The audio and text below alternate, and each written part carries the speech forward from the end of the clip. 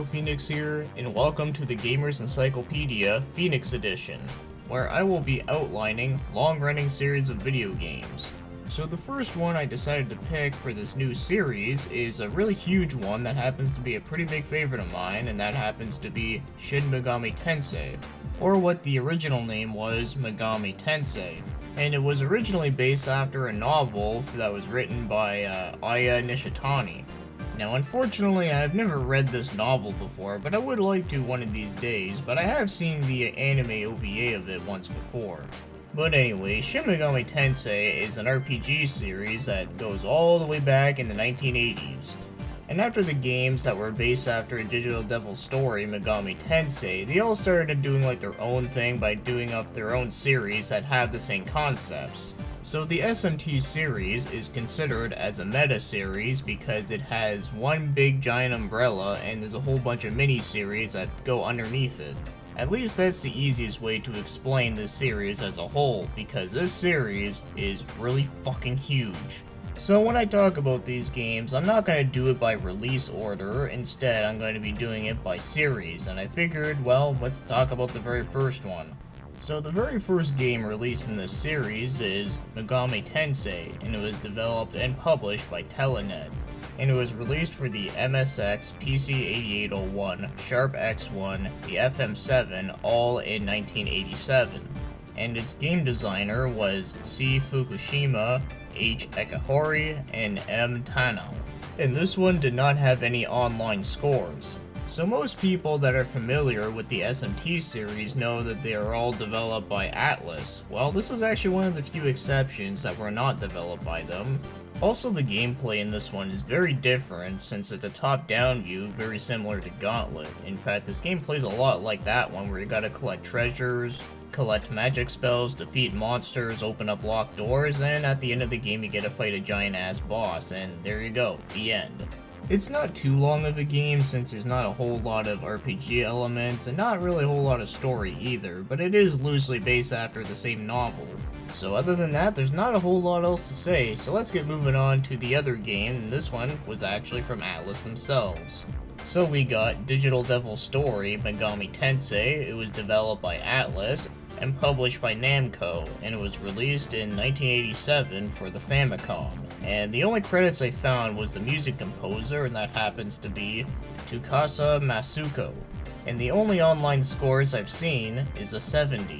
So I'd say that's pretty good. So this is the one where it kinda got the series more grounded with its own trademark. So this one plays like a first-person dungeon crawler, very similar to the game Wizardry. But the one mechanic that this game had that was very different for every other RPG at the time was the monster capturing, where not only do you level up yourself in the game, but you also capture monsters to fight with you, and they level up with you as well. So pretty much it's like Pokemon, but way before that, and also much more adult themed.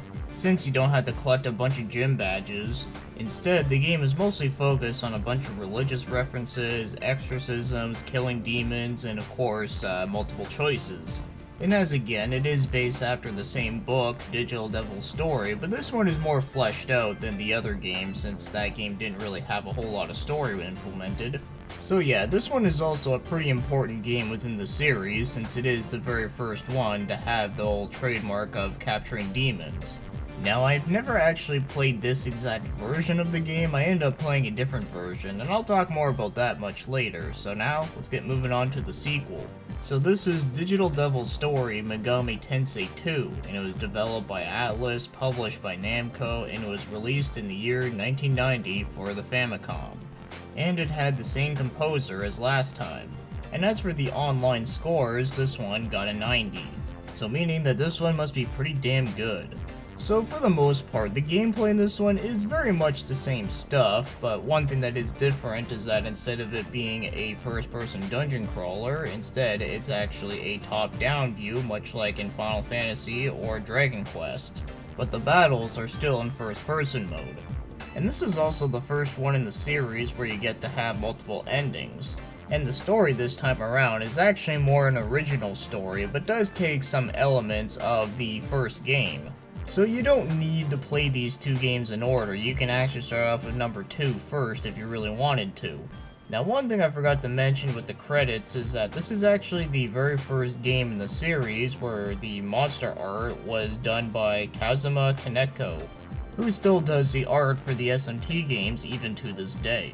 Also, when this game was originally released, it was released as a 4 megabit cartridge, meaning that it was a lot bigger, but it did have a different sound chip.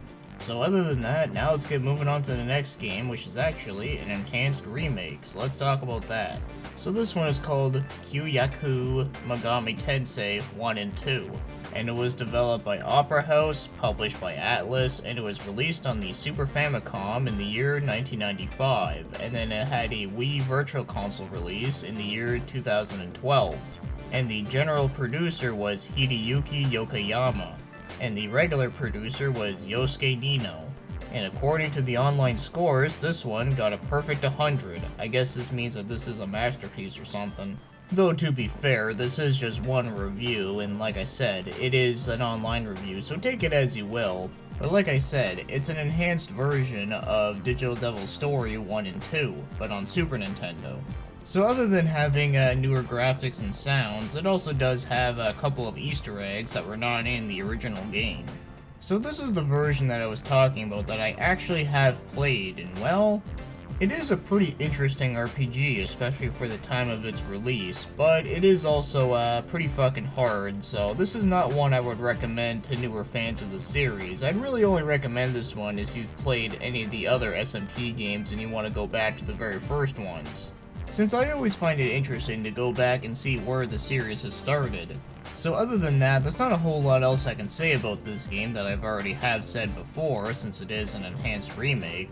But one quick little thing I do want to add is that none of the Megami Tensei games have been released outside of Japan officially. So there are a few reasons. For one, Megami Tensei was based after a novel that was not really well known outside of Japan, so there is that. But probably the biggest reason would have to go to Nintendo of America not feeling confident about releasing a game like this, since it does have a lot of religious references, since you knew how they were back in those days. And finally, it has to do with the fact that it was an RPG series that was very challenging, and releasing a game like that way back then, it probably wouldn't have sold very well, since like I said, RPGs in the West were very niche. So yeah, while it is unfortunate that the game was not released officially outside, well, at least now we do have fan translation, so we can actually play this one now. So that takes care of the original Megami Tensei series within SMT. So now let's get moving on to the mainline series, which is Shin Megami Tensei. And this is where the series was really starting to take off. Well, in Japan that is. So this one is called Shin Megami Tensei. It was developed by Atlus. It was also published by Atlus, although the Mega CD version was published by Sims. And as for the release dates, it was released in 1992 on the Super Famicom, 93 for the PC Engine CD, 94 for the Mega CD, and then later on in 2001 there was a PS1 version, and then in 2003 there was a Game Boy Advance version, and then there was a re-release of the GBA version, and that was in 2004. And then there was a Wii Virtual Console version in 2007. I would imagine that was probably off of the Super Famicom one. And then there was an iOS version in 2012, and strangely enough, in 2014, they actually got released in North America on the iOS. And as for the credits, the only thing I found was for the Mega CD version, and it was the main programmer was Yoshiki Sawamura. And as for the scores, the only one that got scores were the Super Nintendo version and the Sega CD version, and it seems like it was generally pretty positive for the most part. So this one goes back to the first-person dungeon crawling, and of course, it still has the same old capturing demons. And much like Digital Devil's Story 2, this one is mostly original when it comes to the story. And the series still continues on like that. Now, I don't want to get too much detail when it comes to the story within these videos, but just to sum it up, it's an average day in Tokyo until a portal opens up and it has a bunch of demons that are invading Japan. So the US Army orders a nuke to drop on Japan again, just so they can get rid of the demons, but before that happens, you and two other characters end up getting sent 30 years into the future, and you find out that the Earth has been infested by a shitload of demons. And as for the humans that are still around, there's actually two major factions, which is the Order of Messiah or the Ring of Gaia, and they all have very different beliefs. So of course this game does have a lot of multiple choices where you can either go with the Order, you can go with the Ring, or you can be your independent agent. So it also makes your moral choices a lot more interesting, and it also does affect the way how you capture monsters, since a lot of them will act differently depending on which one you do. Also, this is the first one in the series where you can actually fuse demons together to make a new demon, which is another famous trademark for the series. But other than that, this game is much more in-depth than the Digital Devil story games. And from what I've played of this one, and granted I only played the Super Famicom version of it, it is actually a really good game and I do like it a lot better than the other one. Unfortunately, I haven't played it as much as I would have liked to, but I can definitely say that I really like the story in it, and also, this game is a bit easier than the other one, but it's still pretty challenging. So now let's get moving on to the next one, and that happens to be Shin Megami Tensei 2, and this one was developed and published by Atlus, and it was released in 1994 on the Super Famicom, 2002 on the PS1, 2003 on the GBA, in 2010 on the Wii's Virtual Console, and 2012 on iOS. And as for the online scores, this one also got a perfect 100. And as again, you can take it for what you will, but from what I played of this one, it's pretty much more or less of the same stuff from the first game, but it's actually a lot better. In fact, I actually say this one is probably one of my favorites within the mainline series. Although one new thing that they did add had to do with the fusion, where sometimes an accident will happen where it could give you an entirely different demon than the one that you wanted. Sometimes it can be a really good thing where it can give you a demon that's over your level, or sometimes it can give you a shitty one. Also, you can fuse demons with weapons now to give you some new powerful weapons, which is pretty cool stuff. So that's another mechanic that was added and still carries over to the newer games. And as for the story, well, I'm not going to get too much info on it here, but I will say that the game does take place a few decades after the first game, but it really doesn't have a whole lot of connection to it, so you can actually play this one without playing the first one if you really wanted to. So yeah, personally, I do consider this one to be one of my favorite ones on the Super Famicom that you can get. And it's also just as challenging as the first Shin Megami Tensei game, so yeah, it's a pretty tough one. So before we get to the third main entry, we gotta talk about a side story one, and that happens to be Shin Megami Tensei If. And it is developed and published by Atlus, and it was released in 1994 for the Super Famicom, 2002 for the PS1, 2006 for the PC version, and then 2011 for the Wii's Virtual Console, and 2013 for the iOS. And the producer of the PS1 game is Koji Okada. And as for the online scores, this one got a 90, so yeah, this is another one that is considered to be really good. So first thing I gotta say is that unfortunately, this is one game I still have yet to play, but it is one that I am very much looking forward to. So sadly, I can't say much of a personal opinion on like the gameplay and such. But it is interesting to know on a few things that this game was slightly based after a movie from 1968 called If. And the setting this time is much more different than any of the other SMT games because this one takes place at a school. Sound familiar at all? Yes, because in fact this one did inspire the Persona series, which I will talk about later on in this video, so yeah, don't worry, I'll get there. So I guess you can say this is like the real OG of Persona. But anyways, from what I've looked up of the story on this one, it seems like that this time around the school end up getting sucked into a realm of demons and then all the students have to fight for themselves and have to like try to get away to get back to normal. But one thing I do know about this game's gameplay is that this one actually does have some routes that you can only access on a second playthrough, which is pretty interesting.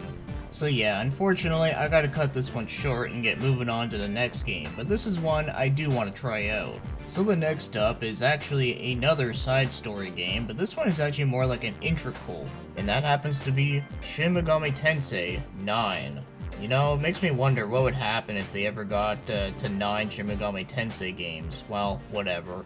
Anyways, this one was developed by Next Entertainment and published by Atlus, and it was released in 2002 on the Xbox, and then it got a Platinum Hits in 2003.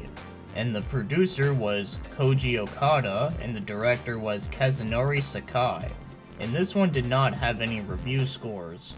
So because this one was on the Xbox and only in Japan, I've never played this one, and it just seems kind of weird to have a game like this on the Xbox. I mean, granted, the Xbox at the time did have some Japanese games, mostly from Saga, but still. So the one thing I do know about this game is that it was originally going to be an MMORPG, but the thing was, that part of it had to be cancelled, so they instead released this as a single-player game. And like I said about it being an integral, it actually takes place in between Shin Megami Tensei 1 and 2. Which does seem like a really cool idea. It's just unfortunate that this one never got released outside of Japan. I'm pretty sure it probably would have done better if they released it outside of Japan, since we all know that the Xbox in Japan is like just as popular as the Apple Pippin. So yeah, let's get moving on and start talking about the main third entry, and that happens to be Shin Megami Tensei 3 Nocturne. So that's the Japanese name, where the North American name is just Shin Megami Tensei Nocturne, and then in the PAL region it is known as Shin Megami Tensei Lucifer's Call, which I think is a really badass name. So this one was developed by Atlus and was also published by them, although in the PAL region it was published by Ghostlight. And as for the release dates, this is where things can get a little bit confusing. So the original version in Japan came out in 2003, and in 2004 the Maniacs edition came out, and then in 2008 the Maniacs Chronicles edition came out. And then later on in 2004 it came out to North America, it being the first mainline game to be released outside of Japan. And then came out in 2005 for the PAL region, and then in 2014 it came out on PS3's PSN, and then the PAL region got their digital copy in 2015. And then the director was Kazuyuki Yamai, and then the scenario writers were Shogo Isegai, Shigeo Kamori, and then Kazuyuki Yamai. And as for the online scores, this one has been very positive. I mean, the lowest one was 75, which is still really good. So the version that we got outside of Japan was actually the Maniacs edition, and that happens to be the one that started that meme with featuring Dante from Devil May Cry. Because yes, if you didn't believe it, Dante from Devil May Cry does show up in this game, which is kind of a weird surprise, but hey, I'm not complaining, that's pretty cool shit.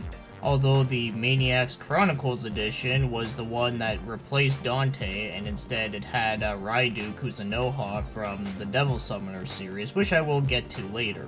So because this one moved on to the PS2, you can definitely tell that there's a lot of changes with the way how it looks. So it's in a third-person view, and of course the graphics are in 3D shell-shaded, which I think is a really interesting style. And the game's battle system does introduce a new element, which is a pass turn. So essentially, almost every action you do will take up a turn, right? Just like in every other normal turn-based RPG. But in this one, if you expose the enemy's weakness, you can actually go again because it counts as a half turn, which does make things easier. Also, there are different ways that you can get double awards like EXP and such.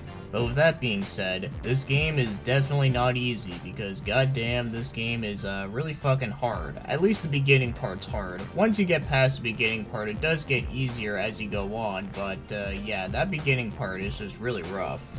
Personally, I think a part of the reason why the beginning part is really hard really has to do with the navigation of the game. But other than that, the battles are fairly easy at first, especially if you've played other SMT games before.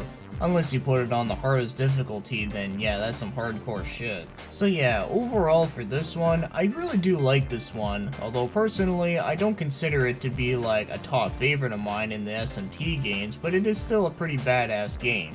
And it did get the series much more popular worldwide, which is indeed a great thing. So now let's get moving on to another side game, and this time it's Shin Megami Tensei Imagine. And this one was developed by Cave and published by Atlus. Interesting enough, Cave and Atlas have worked together before with a game called Peak Performance. It's a racing game, by the way. So this one was released in Japan in 2007, 2008 for North America, and 2009 for PAL, and is on the PC only. So its director was Hajime Tanagawa, producer were Hideo Yokoyama and Haruka Shinikawa. And there are no review scores on this one, and to be honest, there's not a whole lot I can say about this one because not only have I never played it, but also it's an MMORPG based around the series, so yeah, you can only imagine what this game is going to be like, right? Just walking around, capturing demons with other people and leveling them up with you, and then of course the Korean players will like get to like the max level within like a minute of gameplay or some shit.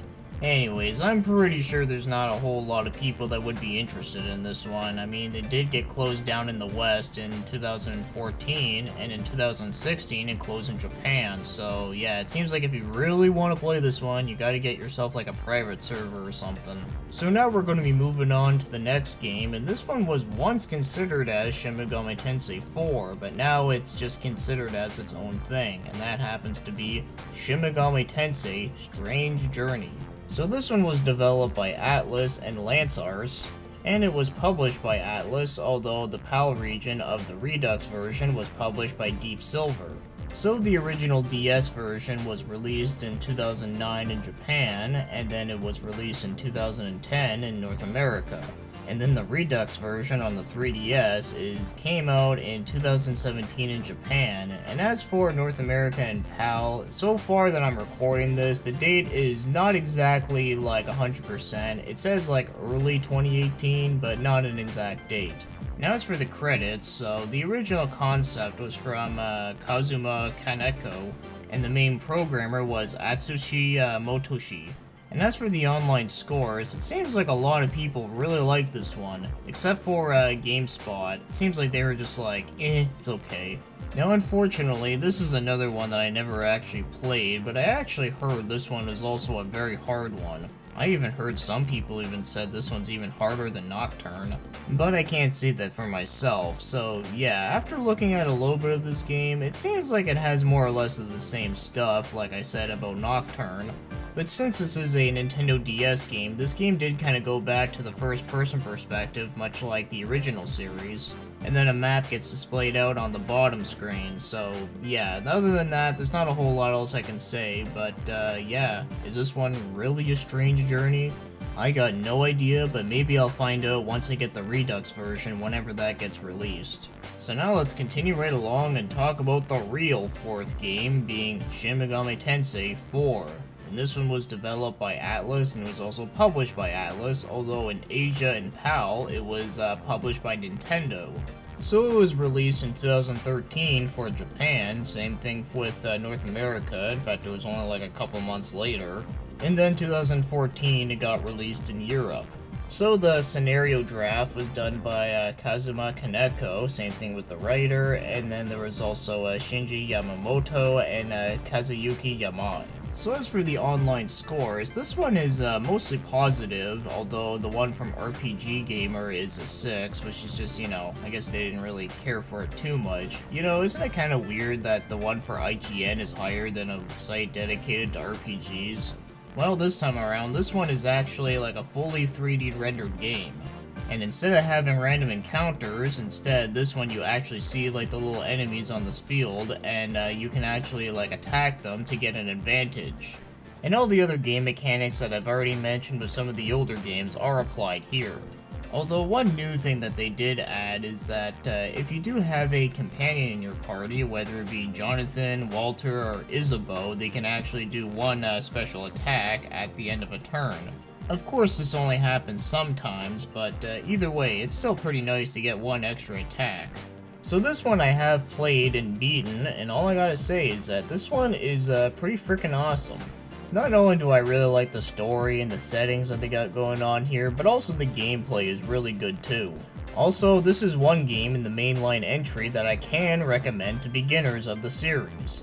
But if you are new to this series, one thing that is important to know is that the game will automatically start you off on normal mode, and I will say this, on normal mode at the very beginning when you're at level 1, you will probably die. But the one good thing is that once you die, you can lower the game to easy mode, and I do recommend playing the first few areas of the game on easy mode, and once you feel ready enough, you should go put it back up to normal, and then you should get a really good decent challenge.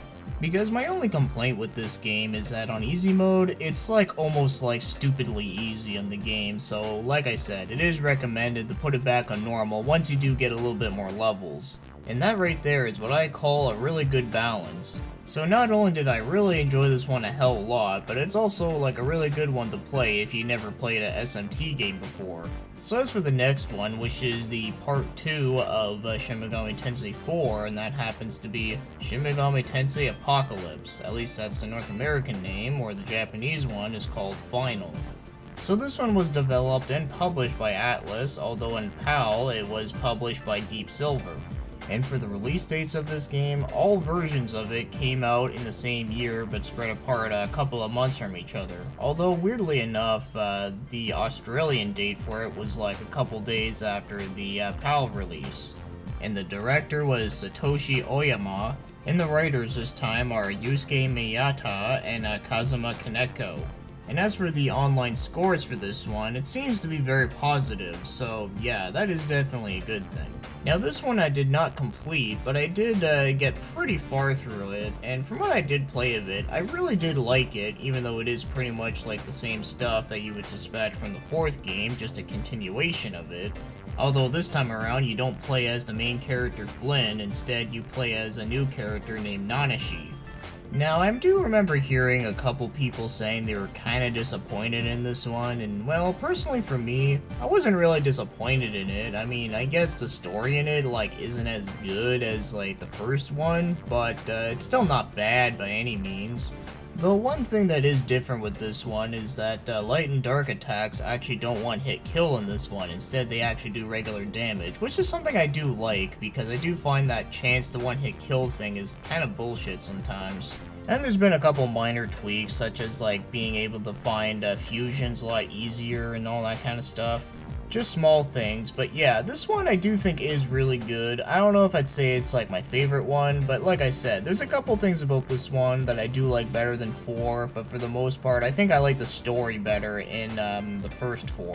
But it is still a very solid entry in the series.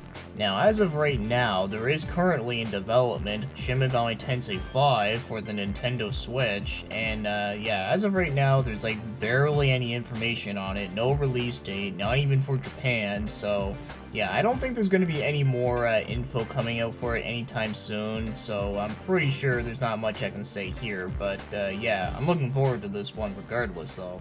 So that takes care of the mainline Shin Megami Tensei series, and now we're going to take a look at another sub-series within SMT. So the next one we're looking at here is going to be a short one, and that is Shin Megami Tensei Digital Devil Saga.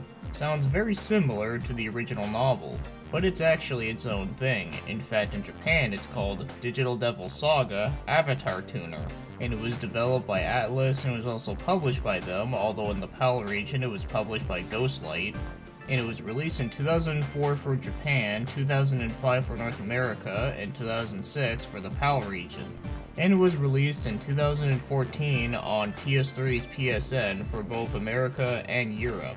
So the director this time was Katsura Hashino, Ichori Itano, and Makoto Kitano, who is also the designer, and then the programmer was Satoshi Oyama. And as for the online review scores, it seems like this one was also very positive for the most part, and I can definitely agree with that, because this game kicks ass. So like I said about Shin Megami Tensei Nocturne, this one has a lot of similarities to it, where not only does it have the same art style, but also the battles are very similar. But one thing that is really different with this game is that this is one of the few games in the series where you're not actually capturing demons, instead you transform into them. But every character in this game has a huge skill tree where they can learn many different abilities, making it more or less of an open-ended customization.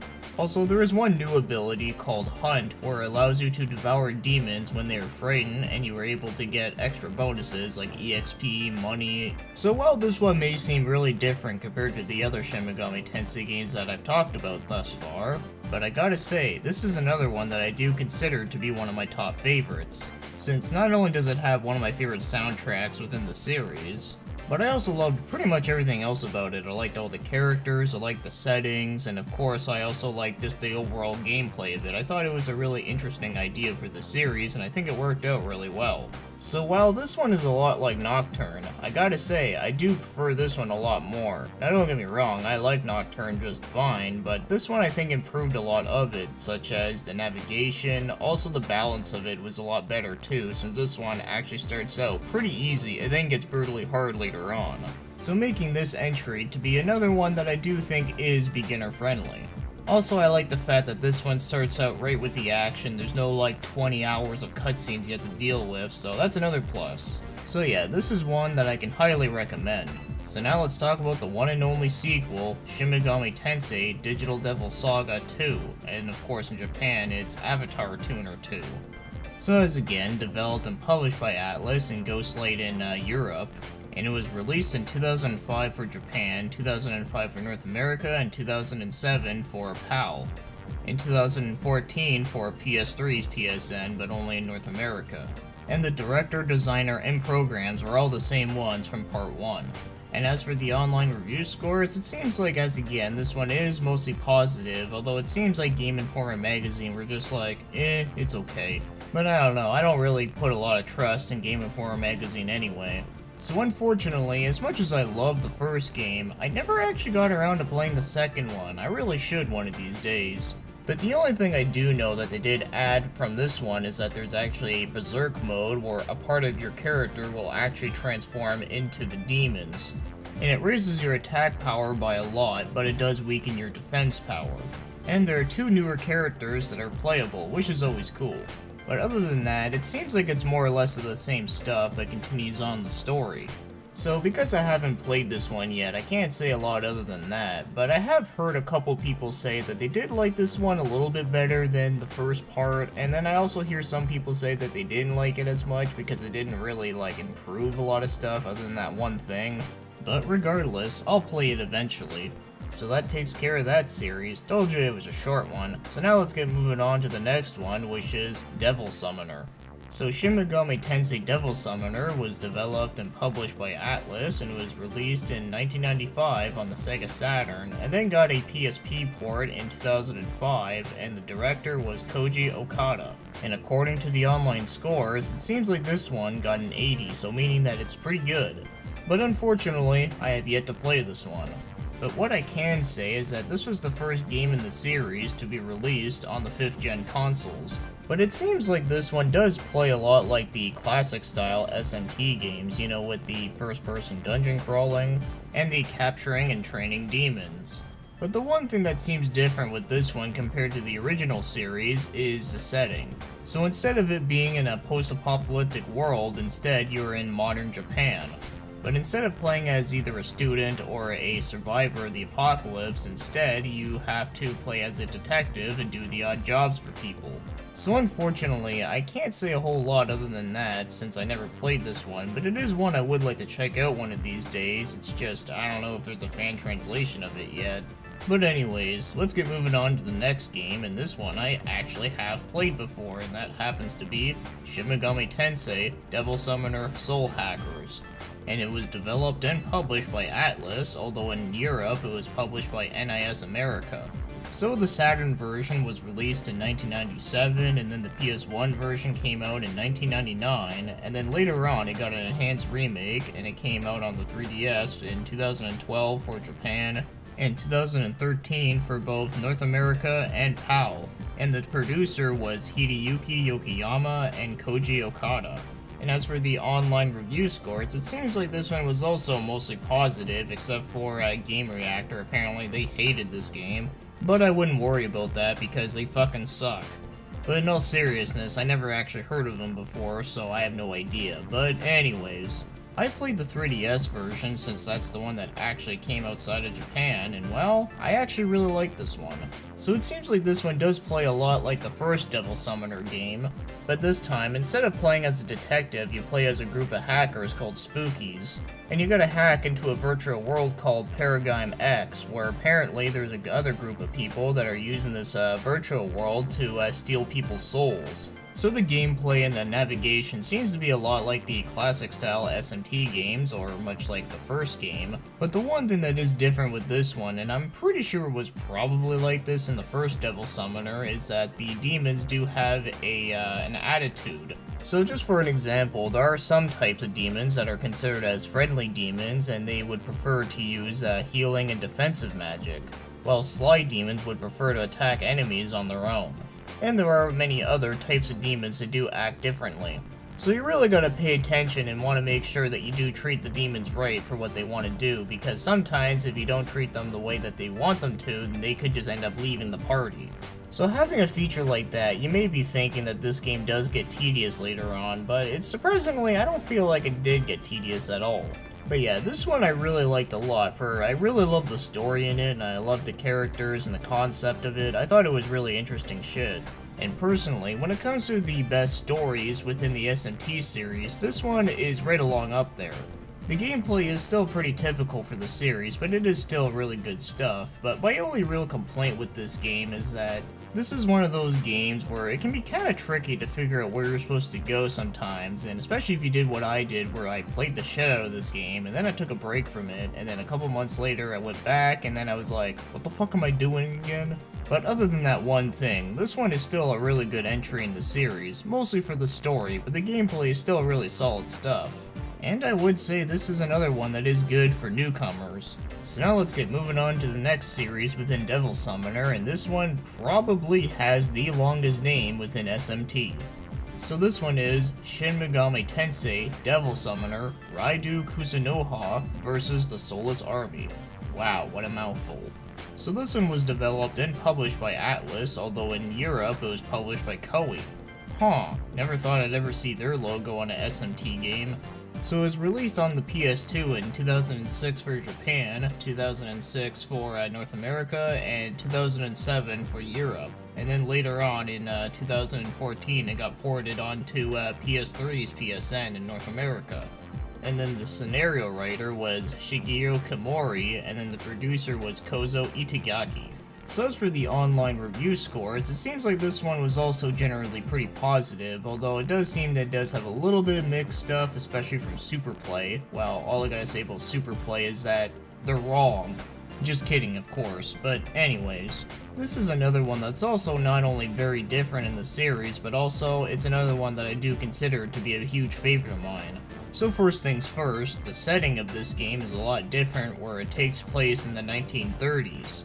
Which is something that you don't see too often in video games. And this time it does go back to playing as a detective named Raidou Kuzunoha the 14th. And just as an interesting fact, it seems like that they do like to throw around the name Raidou Kuzunoha throughout the series. For an example, in Persona 2, there is a detective agency called Kuzunoha.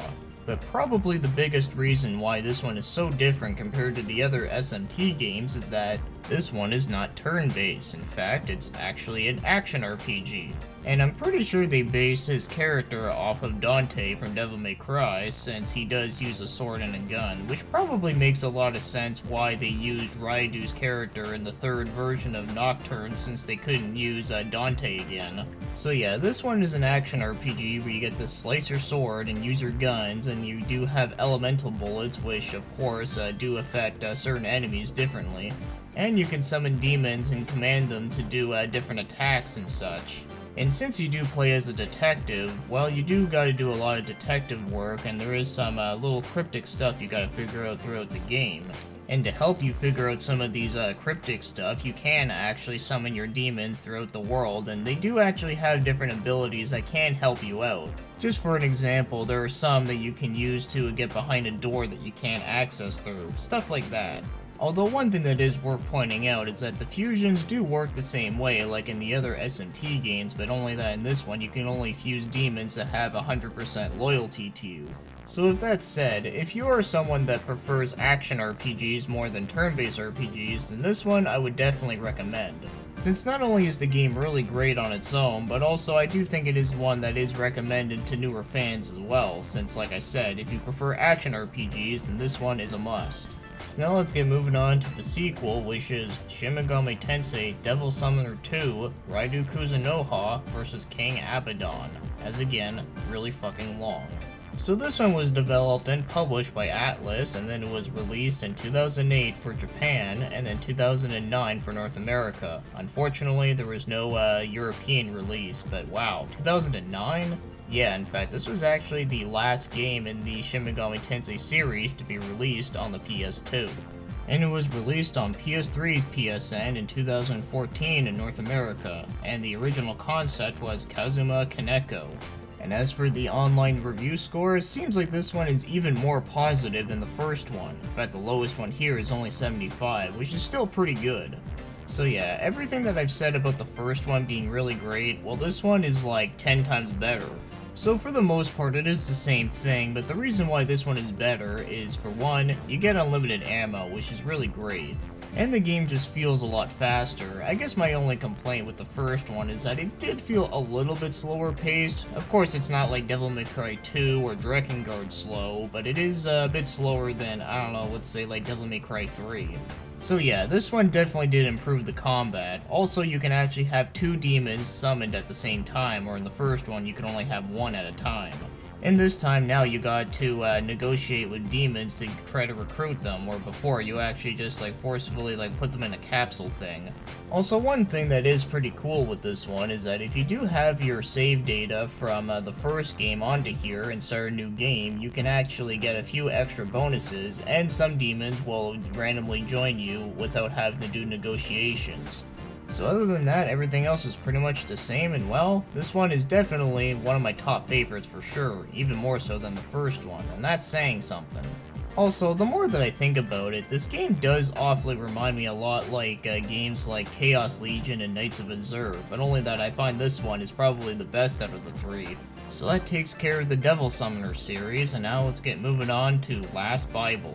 So here is the first Last Bible game, and that happens to be Megami Tensei Gaiden Last Bible, or what it's known as in English is Revelations the Demon Slayer. So just in case you didn't know, the series was originally going to be called Revelations over in the West, but then they ended up reverting back to the original names. And it was developed by Atlus and Multimedia Intelligence, and it was published by Atlus. And it was released in 1992 for the original Game Boy, and then it was released on the Game Gear in 94, and then it got released on the Game Boy Color in 1999, and then it got released in 1999 for North America for the Game Boy Color version.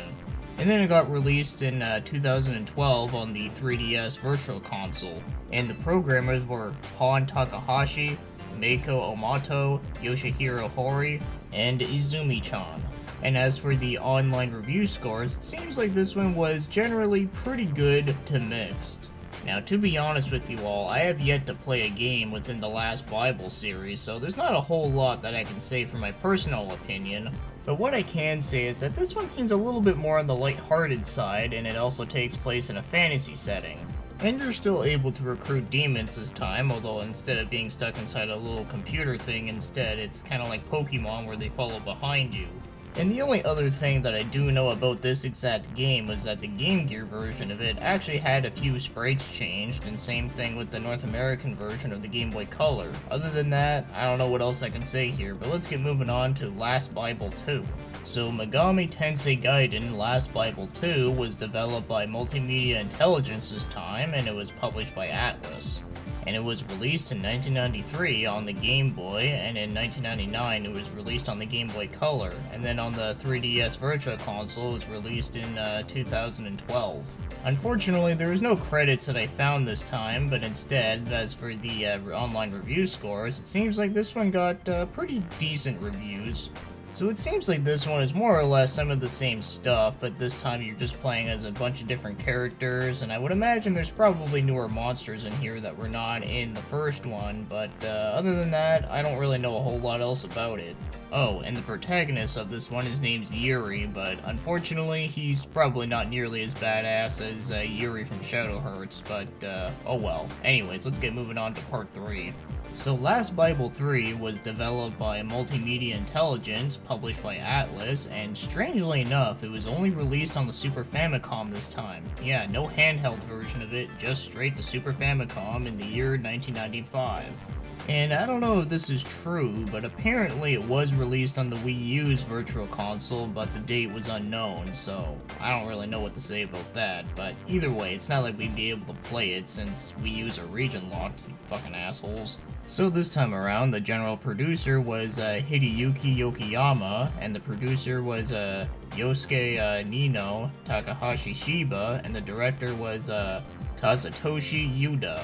And as for the one and only online review score, it seems like this one was pretty shitty. Well, since I never played any of these games, I don't know how true that is, but it is something I might have to check out one of these days. So I'm pretty sure it's the exact same stuff that was said about the first 2 other games, but one thing that is a new feature in this one, from what I've looked up, is that apparently in this one you can actually equip monsters with weapons. So I don't know exactly why this one is considered to be really bad, so I'll have to play it myself to figure that out, but anyways, let's get moving on and talk about the next one. So the next one we got here is Another Bible, and this one was developed by Multimedia Intelligence, published by Atlas, and it was only released in Japan for the Game Boy in 1995, and it also did get a mobile version in 2008. So this one is a spin-off to a series within like a huge giant-ass series. Yeah, go figure. But the only thing I can say about this one that does separate itself very differently from the other Last Bible games is that this one actually plays like a tactical RPG. Other than that, I can't say a whole lot and I never played it, so moving on to the last one. So the last Bible game is Last Bible Special, and it was developed by Saga and published by Atlas. Kind of ironic now that Saga does own Atlas of Japan. And it was released in the year 1995 and only in Japan, and there's not much else I can say since I couldn't find any credits and there was no review scores. So the one and only thing I can say about this one without having actually playing it is that this one actually plays like a 3D dungeon crawler very similar to Entry and Odyssey. One thing I'm just taking a wild guess is that I really do hope that the composer for the Entry and Odyssey series did work on this one as well, because the music in that series is fucking awesome, and they have done a lot of Sega stuff like Streets of Rage, so yeah, you just never know.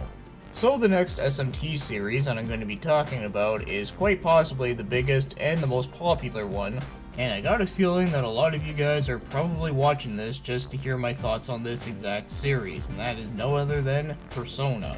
So this is the one series that branched off of Shin Megami Tensei that pretty much turned the series into a colossus of RPGs that now rivals Final Fantasy. Although it didn't start out that way when they first started to release them worldwide, but anyways, let's get into the first game in the Persona series. So in Japan it was called Megami Inabrukuro Persona, while in North America it was called Revelations Persona. And it was developed by Atlas, although the PC version was developed by ASCII Entertainment, and it was published by Atlas, although the PSP version in the PAL region was published by Ghostlight. So the PS1 version was released in 1996 for Japan and North America, and the PC version was released in 1999 but only in Japan. And then the PSP remake was released in Japan and North America in 2009, and then it got released in PAL region for 2010. And it was directed by Koji Okada.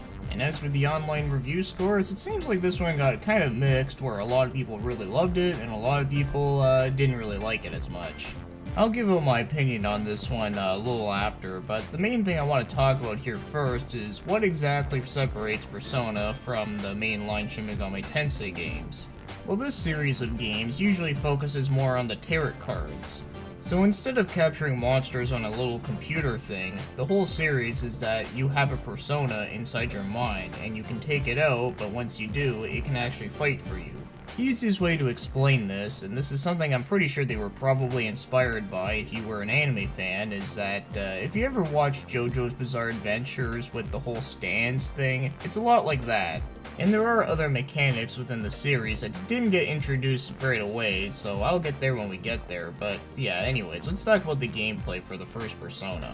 So just like the classic RPG series, this is a turn-based RPG with first-person dungeon crawling, and then of course there's a map that is top-down view. And the demons that you capture get turned into tarot cards, and you can go to an area called the Velvet Room, where a character named Igor, who is in pretty much all the Persona games, will help you to be able to summon newer Personas to fight for you. And just like I said about Shin Megami Tensei If, this is the series that is more focused on a bunch of high school students trying to save the world. So as for my personal thoughts on the first Persona game, well, I do like the characters, and I do like the main story of it, and I also do like the first-person dungeon crawling, and the graphics for 1996 are pretty good. I mean, you gotta remember, 1996 was still very early on the PS1's life, and it still surprises me that this game actually did come out the same year that it was released in Japan. Also, I gotta say, I haven't played the PSP version of it yet, but I'm talking about the PS1 version. And I gotta say, I'm actually very mixed on this game. So the few things that I listed that I said that I liked about this game, well, unfortunately there's a couple things about this one that I don't like, and one of those things happens to be the battle system. Yeah, it's turn-based, and I do like turn-based RPGs, but the problem with the battle system here is that your characters are lined up in a certain way, and you can only hit certain enemies with a certain character that is lined up with it properly. And honestly, at first, it seems okay, but later on, this gets fucking tedious to work with. And probably the biggest complaint I have with this game is the game's navigation. My god, this is like the worst navigation within the series in general. I'm not even fucking kidding. So first of all, the map is just really bland and boring looking, and just the controls for trying to get to where you're supposed to go is just really fucking annoying. It's a damn shame that it had to be that way, because like I said, I do like the story and characters. I don't know if the PSP version improved on this, but I really hope so, because goddamn, that map is like the fucking worst. Now I understand there's a few people out there that really like this one a lot, mostly because of, like I said, the story and the fact that it's like the first game in the series, and without this one, you wouldn't get in any other ones, and that's true. But first game or not, this game is still very flawed. But anyways, I don't think this is a bad RPG, I just think that they have done way better, but even before this game came out. So now let's get moving on to the sequel, and this is where things get kinda weird because there's actually two Persona 2s. But first let's take a look at Persona 2 Part 1. So this one is Shin Megami Tensei Persona 2 Innocent Sin, and it was developed by Atlus and was also published by Atlus, although in Europe it was published by Ghostlight on the PSP version. And the PS1 version was only released in Japan in the year 1999, and then the PSP version was released in 2011 for all regions. And the producer was Koji Okada, and the writer was Tadasha Satomi. And as for the online review scores, this one was really positive, even got a 92, which is something I can definitely agree with. So normally the Persona series don't really connect with each other, but Persona 2 is really the only one that connects of another Persona game, and I'll get there in a second. So this one has a map system that's actually fucking good, and the battles this time are not only very different for a turn-based RPG, but I think they're actually a lot better. So the way how it works is that you pick your strategies that you want to do, and your characters will automatically do them, and at any time whenever there's like the actions are playing out, you can change up your strategies. So in a way, this game kind of feels like a mix between like a real-time tactical RPG mixed with a turn-based RPG, which is not only very unique, but I also really like it a lot. And another unique feature with this game is that you can go to the Raidou Kuzunoha detective agency where you can actually spread rumors, and these rumors can actually change certain environments around the game's story. And just on a side note, I fucking love the music in that section, but anyways, yeah, it's actually a pretty cool feature. But other than that, a lot of the other stuff is pretty similar to classic style SMT games, but only that this one doesn't have a first person dungeon crawling style, instead it's all in isometric view.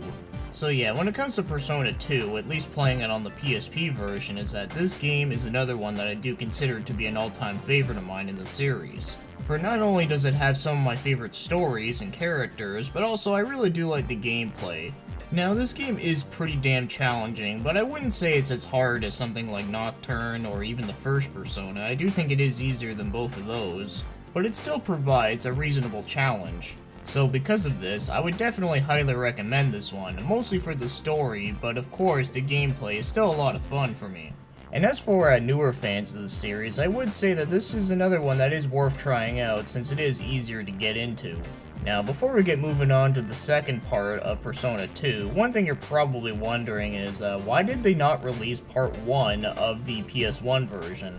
Now, it's been said by Atlus that they didn't feel comfortable with wanting to release this game to North America due to the fact that we didn't understand a lot of Japanese culture, and then of course one big reason was that there was a lot of Nazi stuff in this game, and they didn't want to release that over here, so they decided not to do it. Yeah, that's something else I should mention. Motherfucking Hitler is in this game. Now imagine that. Hitler in a Persona game. Well, it happened. So now let's take a look at the second one, which is Persona 2 Eternal Punishment, or Persona 2 Part 2, whichever you want to call it. So this one was developed and published by Atlus, and it was released in the year 2000 for both Japan and North America. And the PSP remake came out in the year 2012, but only in Japan. It's kind of weird that we got the PSP version of the first Persona 2, but we didn't get the one for the second. Shit's whack, man. But we did get this one on PS3's PSN on 2013, which is always nice. And the producer was Koji Okada, and the exclusive producer was Naoya Harano. Pretty sure I fucked up that dude's name. So as for the online review scores, this one has been very positive. Now before I talk about the game, one interesting fact about myself is that this is actually the very first Shin Megami Tensei game that I've ever played. In case you're wondering why I played this one first and not any of the other ones, was because I was looking for newer PS1 RPGs that I never heard of before, so I was looking for recommendations, and someone recommended me Persona 2 Eternal Punishment. Now this was back in 2010, and I was still pretty young, and I didn't really know a lot about the series, and hell, I didn't even know that this was even a Persona 2 Part 2 idea. But as soon as I first played this one, that's when I became a fan of the series, and also, that's where the rest is history. So yeah, as for the battles and exploration, it's exactly what I said about Persona 2 Part 1, but only that this one just continues the story, and you're probably wondering if I was like really confused about this game's story when I first played it. Surprisingly, no, I wasn't. But now after playing a little bit more of the PSP one, yeah, there's a few references at the time that I didn't understand, but other than that though, I still really enjoyed the game a lot. Also, one interesting fact is that in this game you actually play as Maya, who was in Innocent Sin, but this time she is the main character. And she is the only one within the Persona series who is not a high school student. Instead, she is a reporter.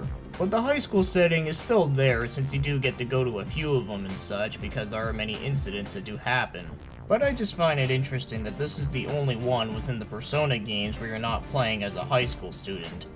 So yeah, not a whole lot that I can say about this one that I already have said before, but as again, this is one that I do consider to be a top favorite of mine, mostly for story and characters, but the gameplay is still pretty enjoyable, although I have a feeling some people might complain that it is a little bit too slow, and that's something that I can totally understand, but I still enjoyed it for the way it was.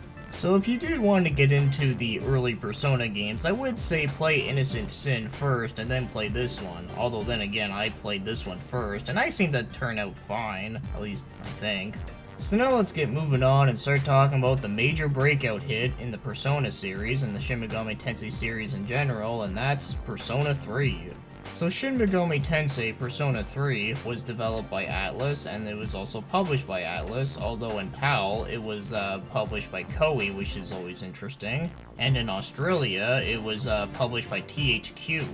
Now, there's a lot of different releases of this one, so let's go through it one by one. So the original version in Japan was released in 2006, and then that got released in 2007 for North America, and 2008 for Europe. And then came the FES version, and that one was released in 2007 for Japan, 2008 for North America, and as again 2008 for Europe and Australia. And as for the PS3's PSN, it came out in 2012 for North America and 2014 for PAL, and it was directed by Katsura Hashino. And as for the online score reviews, it seems like this one was mostly very positive, which is something I can definitely understand since this one was the breakout hit. So Persona 3 is the one that really changed things up by a lot. So while it still takes on the cel-shaded graphics from the other PS2 Shin Megami Tensei games, and the half-turn system is also implemented here, but the one big change, and this is the one that made people go really nuts, is the social links. So to sum up the social links, this is pretty much when you interact with another character, they have a stat called a turret, where pretty much it goes from level 1 all the way to level 10. And all the characters that you can have a social link with will have a different turret, whether it be strength, the magician, the emperor, you know, all that kind of stuff. So when you do some social links, the game kind of turns into a visual novel where you kind of get to know the characters that you're interacting with. And there are multiple choices, so if you do pick the one that the character that you're interacting with likes, they will take more liking to you. And sometimes during these social links you can get different skills to level up, and these social skills are charm, courage, and knowledge. And since you are a student in high school, well guess what, you actually have to go to school and learn. And after getting back from school, you can either do some social links, or you can go out to battle at night and fight the Tartarus. Where pretty much, at nighttime, the school will turn into a huge-ass tower that randomly generates dungeons. And this game does have a certain amount of days, so you do gotta be careful of that. So anyways, this one does have a lot of simulation stuff involved, and well, I actually think it's a really interesting idea for the series at the time, and well, I still think this is actually a pretty solid entry. So I still really like the story in this one, and same thing with the characters, maybe not as much as Persona 2's, but still pretty good. Although my only main complaint with the game is that in battles, you can't control your other party members, the only one you can control is yourself. Which can be very annoying, especially when you have Mitsuru keep using Murata Kara or whatever the fuck that move's called. But other than that, this was a really good game. And it also got the series to be very well known for RPG fans. Although I'd say play the FES version because you do get more content within the main game. And plus you do get a little bonus thing with the after story, which is pretty interesting, but I'd only say that after story is worth playing once because goddamn that thing was fucking frustrating near the end. But before we move on to the fourth game, we got another version of Persona 3 we're going to be taking a look at, and that happens to be Persona 3 Portable. So this one was developed and published by Atlus and published by Ghostlight in Europe, and it was released in 2009 for Japan, 2010 for North America, and 2011 for PAL. And it was directed and produced by Katsura Hashino, and it was programmed by Hirokazu Toyama.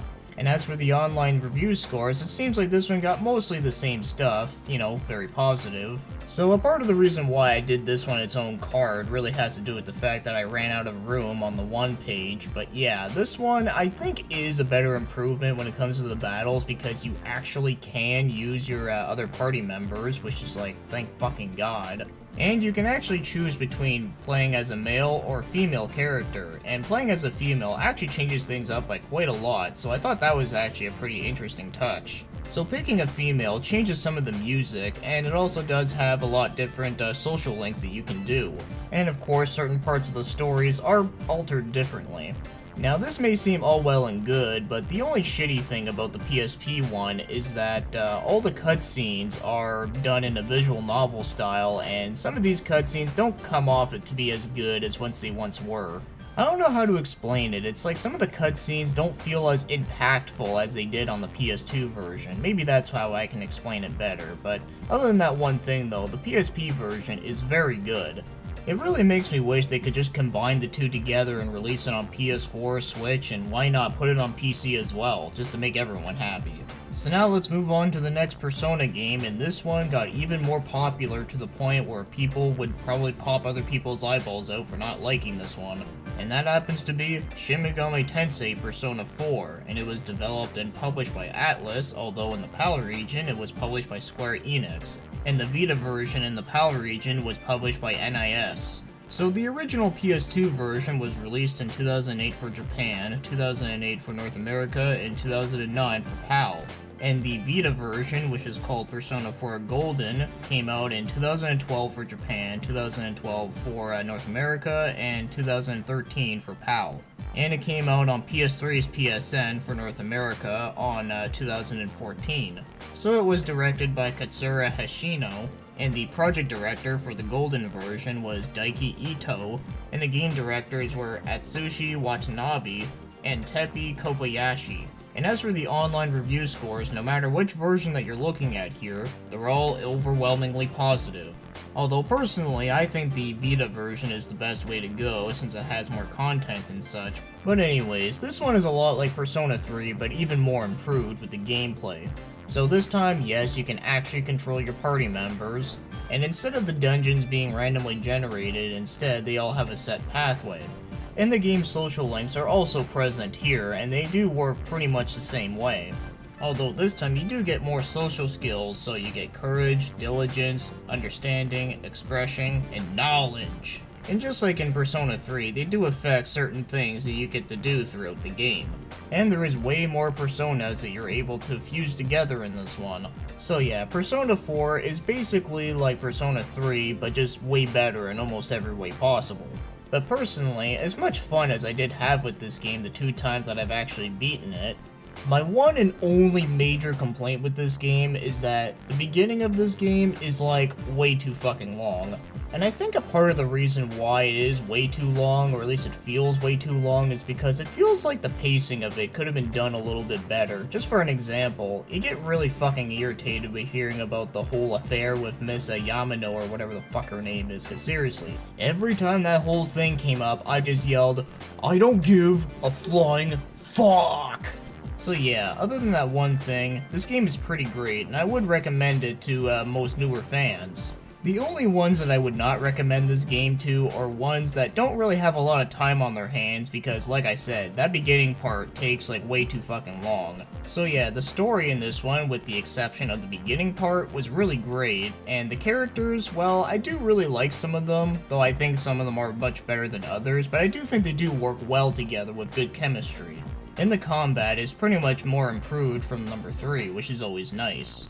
Now, with the crazy obsession that was Persona 4, there was a shitload of spin-offs that came out about with Persona 4, but before I talk about those, I think I'm going to mention those at the end of this video since I will be talking about more spin-offs with the games in general. So for now, let's just skip to the main event and talk about Persona 5. So Persona 5 this time actually dropped the Shin Megami Tensei title, much like with Legend of Heroes where they dropped the Dragon Slayer title. So it was developed and published by Atlus, although in PAL region it was published by Deep Silver. And it was released in Japan in 2016 and 2017 for North America and PAL. So the director and the producer was Katsura Hashino.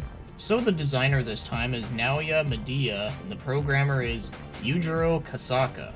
And as for the online review scores, this one was no surprise since it was also very, very positive.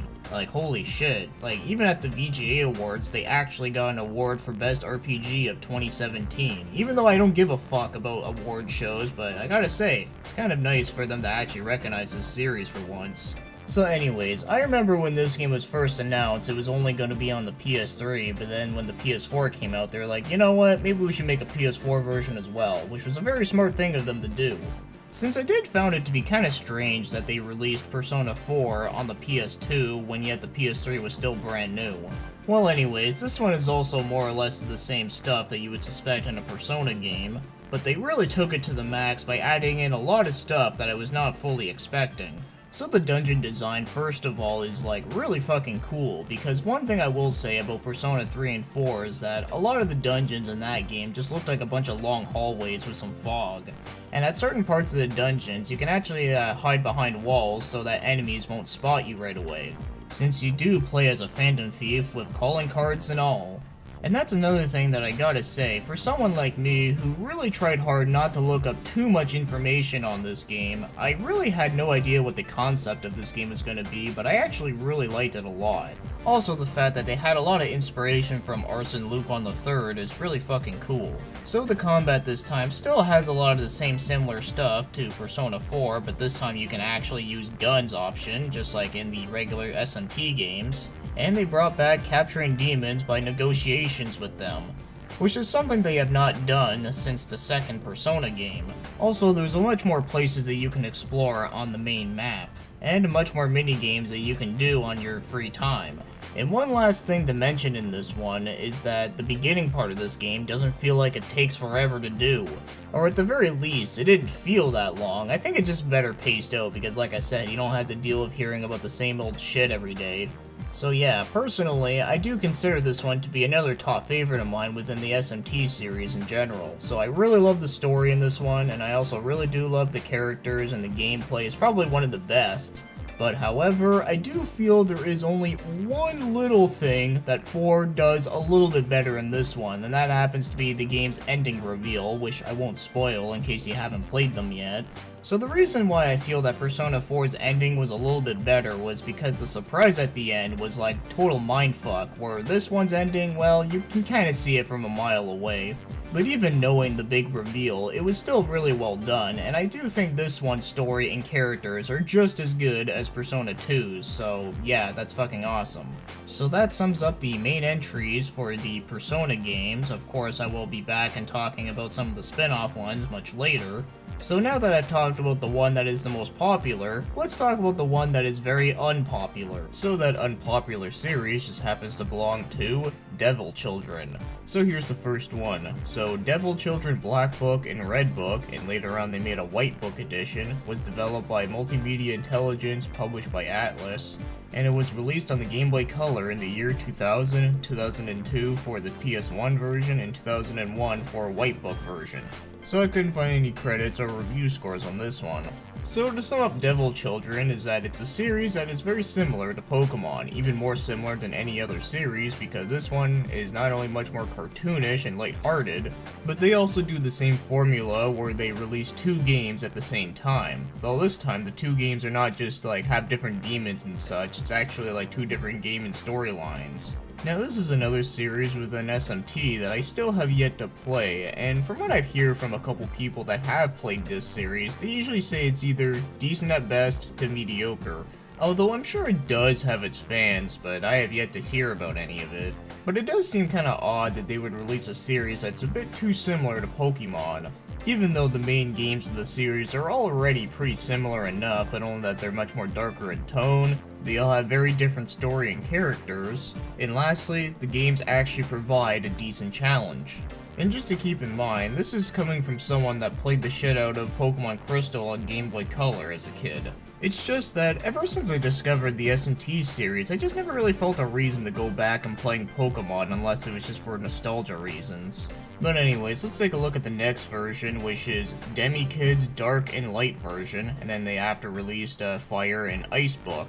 And it was developed by Multimedia Intelligence, published by Atlas, and it was released in 2002 for Japan, and then in North America got released in 2003.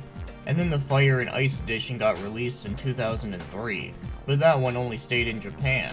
So the producer was Koji Okada, and the director was Tatsujiro Shibata and Yoko Nakamura, and the assistant director was Atsushi Watanabe. And as for the online review scores, it seems like this is exactly what I said, decent at best to mediocre. So as again, I haven't played any of these, so I don't really know what else I get to add here, but I'm pretty sure it probably has more demons to capture or ones to fuse together, and I don't know, maybe it has more areas to explore. But I would imagine that this is a series that would be easier for RPG fans to get into. Though would I ever play these games? Maybe at one point in my life I will, but probably not for a long time, since I would rather play something like Shin Megami Tensei if, since I haven't played that one yet. But anyways, let's get moving on and talk about the next SMT series, since that one was very short-lived. So the next one we're going to be taking a look at is Majin Tensei. So the first Majin Tensei game is just called Majin Tensei, and it was developed and published by Atlus, and it was released in 1994 for the Super Famicom, and then it got a Wii Virtual Console release in 2011. And the producer was Hideyuki Yokoyama and Yosuke Nino, and then the chief director was Kenshi Mishima. And as for the online review scores, this one got a 70, so pretty good. Unfortunately, this is another SMT series I still have yet to play, but it is one that I am really interested in because this one actually plays like a strategy RPG. So pretty much, if you're a fan of SMT and you do like tactical RPGs, then this one seems like it would be a good one for you. So for someone like myself, who is a fan of both of those exact things, that's kind of the reason why I really do want to try this one out. And just from what I've looked up, it seems like this is one of the first games in the series where you get to choose between either a male or female protagonist. And as to be expected from the series, this one also does have multiple endings. So really, the main big factor with this series is that it transforms into a strategy RPG, but with the Shin Megami Tensei formula, which sounds like something I would really dig into. So yeah, maybe that will be another series I might have to check out much sooner than I anticipated. So now let's check out the sequel, Majin Tensei 2 Spiral Nemesis. So it was developed and published by Atlus and was released in 1995 for the Super Famicom, and then it was released in 2011 on the Wii's Virtual Console. So the producer this time was Yuichi Iwata, and the direction this time was being done by Yoshikazu Yamaki. And according to the online review scores, it seems like this one is even better than the first one. So one noticeable change with this one is that there is more playable characters, and the main character of this one is not like a protagonist that you get to name whatever you want. Now the only thing I have noticed with a difference between this one and the first one, at least as far as I know, is that in this one you can actually equip certain demons with weapons. And it does have many different types of missions, like occupying an enemy base, beating down the boss, or reach a certain destination. So you know, typical tactical RPG stuff. So yeah, as again, I can't say a whole lot about this one, but I am very interested in wanting to try this one out, and I'm pretty sure you probably don't need to play them in order, since this one seems to be a lot different than the first one. So now let's move on to the last game in the Majin Tensei series, and that happens to be Rondo. At least I'm pretty sure it's pronounced as Rondo. I mean, it's spelled the exact same way as in Castlevania Rondo of Blood, but anyways. So this one was developed by Multimedia Intelligence, and it was published by Atlus, and it was released in 1997 and only on the Sega Saturn. And the executive producer was Hideyuki Yokoyama, and the other producers was Yuichi Iwata, Pon Takahashi, and Tatsuro Shibata. And according to the online review scores on this one, apparently this game is an utter piece of shit. But obviously that's not my own opinion, since I haven't played this one at all. So the only thing that I know about this one is that it still remains to be a tactical RPG, and that it was also done in 3D rather than 2D sprites. And one thing that might explain it with the review score is that apparently the developers were too busy working on Soul Hackers, where this one kind of got left to the side and then got released in a kind of early-ish state. So that probably might explain some things about that, but I still would like to check this one out just to see exactly how bad this game was. But I think for now, I'll just stick to the first two Majin Tensei games. But it is a damn shame that it seems that they ended it off with this one, which happened to like kill the Majin Tensei series. But at least it didn't kill the series in generally, thank God. So now let's get moving on to the final main series within SMT, and that happens to be Devil Survivor. So the first one here is Shin Megami Tensei Devil Survivor, and then it got another version later on called Devil Survivor Overclocked. So it was developed by Careersoft, published by Atlus, although in the PAL region it was published by Ghostlight for the OC version. But it was released in 2009 for both Japan and North America for the DS version, and then the overclocked version on the 3DS, it was released in 2011 for Japan, 2011 for North America, and 2013 in PAL. And the director this time was Shinjiro Takeda. So as for the online review scores, it seems like this one is also pretty positive, which is kind of a big surprise to me.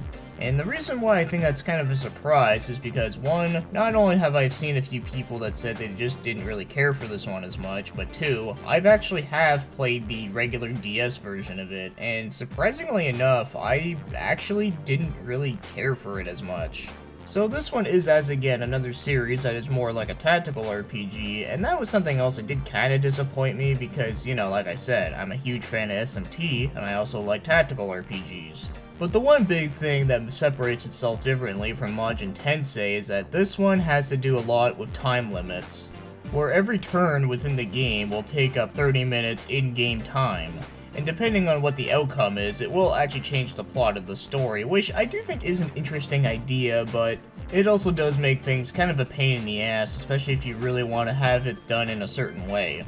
And this game does have a lot of visual novel elements, and I'm not really the biggest visual novel fan. There's only like very few games that are considered like that I do really like. But one other thing that is worth pointing out is that the half turns that they do have in the other series do actually work differently in this one, where that you can't use the extra turns right away.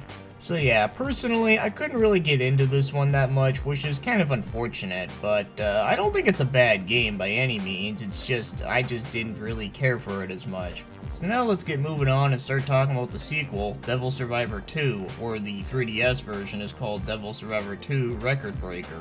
So the DS version was developed by Careersoft, where the 3DS one was developed by Atlus, and then it was published by Atlus, and Ghostlight published the PAL version. And it was released in 2011 in Japan for the DS version, 2012 for North America, and 2013 for PAL. And as for the 3DS version, it was released in 2015 in all regions. And as again, the director this time is Shinjiro Takada. And as for the online review scores, it seems like this one was also pretty positive, at least with the one that I got here with an 86. So this one is more or less the same stuff. It is a tactical RPG, but this one actually does make a lot of changes, and I also have heard that this one is a lot better. In fact, it does add in a couple of things from the Persona series, much like the Compendium, which allows you to resummon demons that you've already had but previously. And it also does have a social link system, but instead it's called the Fate system. Now, since I haven't played this one, and a part of the reason that I never played it was because I didn't really care for the first one as much, so I wasn't sure what I'd feel about this one, but after hearing about some more stuff about it, I think I might have to try this one out a bit sooner, but I still really want to try out the Majin Tensei series first when it comes to the tactical RPG SMT games. So that takes care of every single main series within the SMT games as of early 2018. But we are not finished with this video yet, even though I know this is already a pretty long-ass video, but we gotta talk about some of those spin-off games. So for the first spin-off game, we're gonna talk about the Persona one, since I didn't talk about them when talking about Persona. So the first one here is Persona 4 Arena. So this one was developed by Arc System Works and Atlus, and it was published by Atlus. And it was released in the arcade originally in 2012, and then it also came out to Japan and North America in 2012 for Xbox 360 and PS3, but PAL had to wait until 2013. So the director this time was Kazuhisa Wada, Takumi Igichiya, and the writer was Teppei Kobayashi. And as for the online review scores, it seems like this one was also very positive. So in case you can't tell, this is indeed a fighting game based around Persona 4. Although it does have 3 characters from Persona 3. Now at first glance, it may seem kinda weird to turn the Persona series into a fighting game, but it is surprisingly a really good fighting game, even though it is from Arc System Works, so that shouldn't really be a surprise. But even stranger, even though this is a weird spin-off that turns the gameplay entirely, the story in this one is actually kinda canon because it does take place after the 4th game. So if you've never played Persona 4 and you want to play this one, you probably wouldn't really understand a lot of references, and also it probably might spoil a couple of things. But unless you don't give a flying fuck about the story, then here you go, this is actually a pretty solid fighting game. So now let's take a look at the next fighting game, and that happens to be Persona 4 Arena Ultramax. So as again, it was developed by Arc System Works and Atlus, and it was also published by Atlus, although the PAL version is published by Saga. So the arcade version came out in 2013, and then it came out to consoles in 2014 for all regions. So the directors are Kazuhisa Wada, Seiji Fukumoto, Takagumi Ichikuya, and the producers were Minoru Kaduka, Naruto Hirakoda, Tosimichi Mori, and finally Katsura Hishino. And as for the online review scores, as again, this one is also very positive. In fact, this one is actually even better than the first game. For not only does it have much more characters to play as, but also this one is much more balanced since Naoto in the first game was kinda broken. And it does continue the story even further from Persona 4 Arena. But this one will actually spoil even more stuff from the fourth game, so if you haven't played it and you actually do want to play the Persona games for their story, then yeah, don't play this one right away. Unless of course you just don't give a fuck about the story. But yeah, this is just an all-around way better version of the fighting games, with more modes included. So now let's get moving on to the next Persona spin-off, and this one is quite possibly the most ridiculous thing I've ever seen in my life. And that happens to be Persona 4 Dancing All Night. And it was developed and published by Atlus, although it was published by NIS in the PAL region, and it was published by Bandai Namco in Australia, which is kinda strange. And it was released in 2015 in all regions on the PlayStation Vita. And the director this time is Kazuhida Wata. And yes people, just by the way, there are 2 other dancing games that are happening which are based after Persona 3 and Persona 5. But there's still not a whole hell lot of info on it, so I'm just have to mention it right there.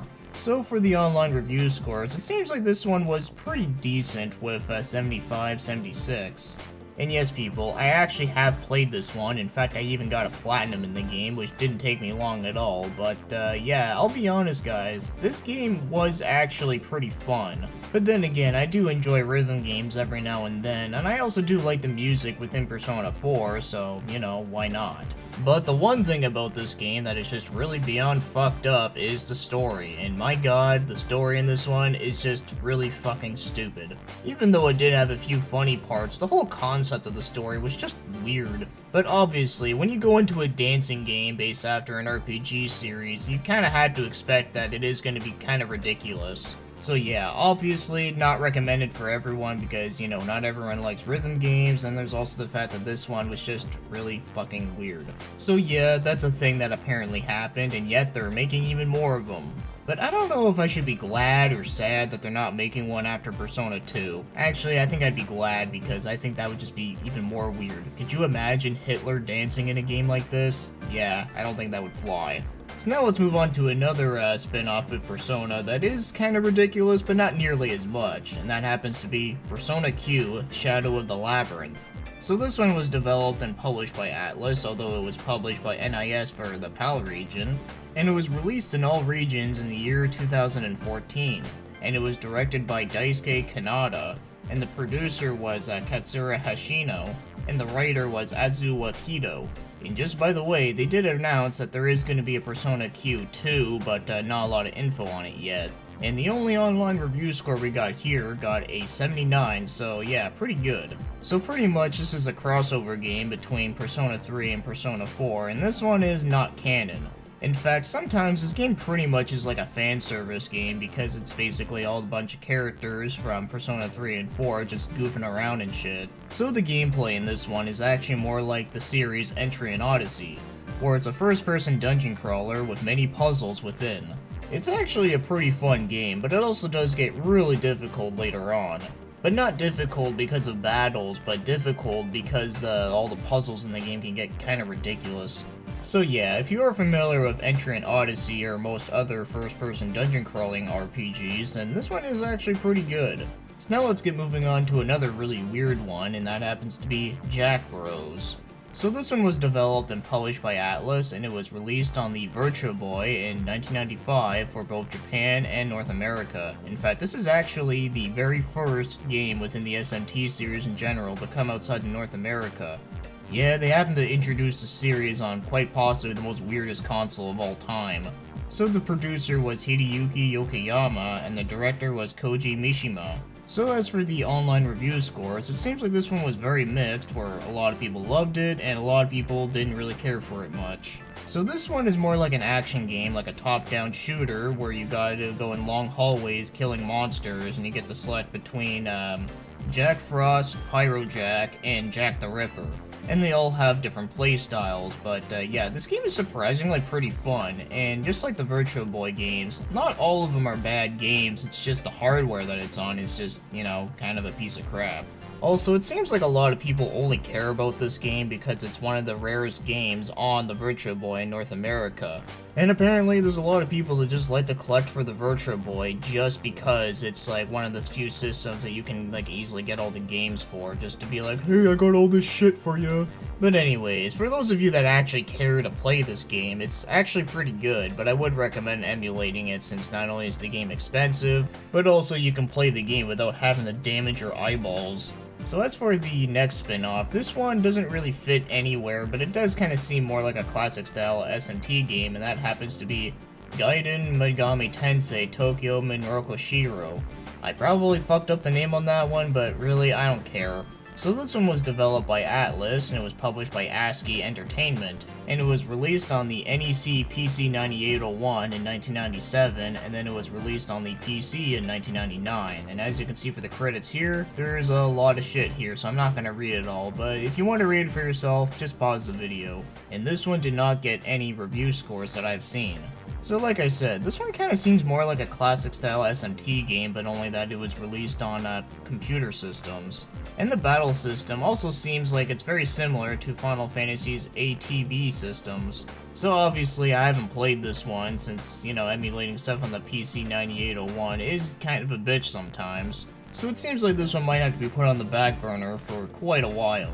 So now, only 2 more spin-offs left to go, and the next one we got here is Maken X. So Maken X is the Dreamcast version, while the PS2 version is called Maken Shao, and it was developed by Atlus, and it was also published by Atlus, although it was published by Saga in North America and Europe, and Midas Interactive published the PS2 version in Europe.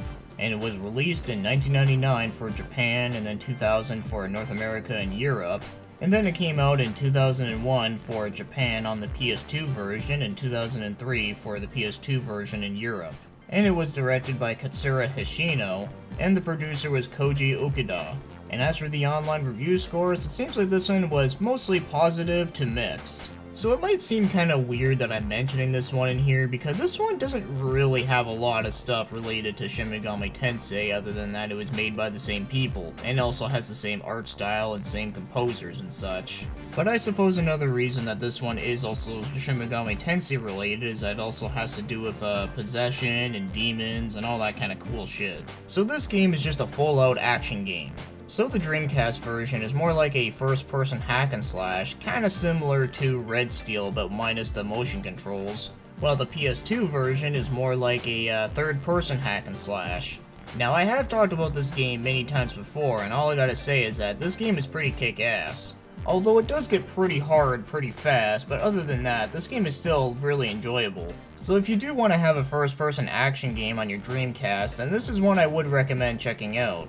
Even though it really doesn't have much to do with the series, it's still a fun game overall, and that's what I think is most important if the game is fun. So now, as for the very last game I'm going to be mentioning here is another weird one, and that happens to be Tokyo Mirage Season #FE. So this one was developed by Atlus, and it was also developed by Intelligence System, but it was published by Nintendo. So it was released on the Wii U in Japan for 2015, 2016 for North America and PAL, and Australia. So the directors this time is Mitsuru Hirata, Eiji Ishida, and Kori Ando.